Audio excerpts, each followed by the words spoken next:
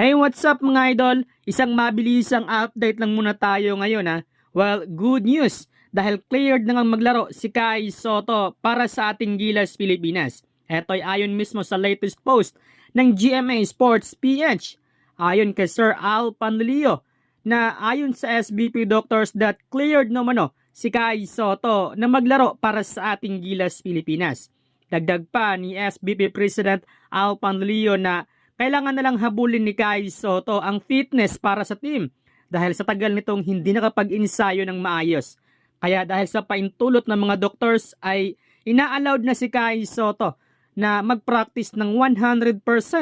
Bukod kay Kai Sotto ay maganda din naman ang recovery ni Scottie Thompson. Kaya all in all mga idol ay makapaglaro na sila sa ating Gilas Pilipinas at wala ng dramang mangyayari.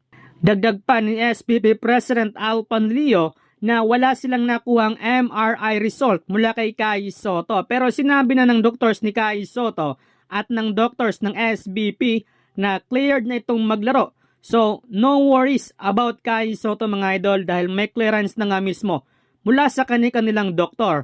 Big buster si Kai Sotto sa Gilas Pilipinas mga idol dahil kakapal nga ang depensa ng Gilas Pilipinas lalo pa at walang defensive 3 seconds violations.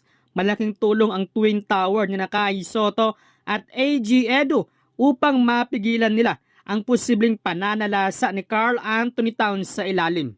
Bago ang laban nila sa FIBA World Cup ay makaharap muna nila sa tune-up games ang mga World Cup qualifiers na Ivory Coast, Montenegro at Mexico. Malaking tulong para sa Gilas Pilipinas mga idol ang tune-up games na ito. Dahil noong tune-up games ng Gilas Pilipinas sa Europe at pocket tournament sa China ay walang World Cup qualifiers ang nakalaban ng ating Gilas Pilipinas. Dahil sa Europe, mga batang players ang kanilang pinadala. Habang sa China naman, yung Iran, Team B ang kanilang pinadala.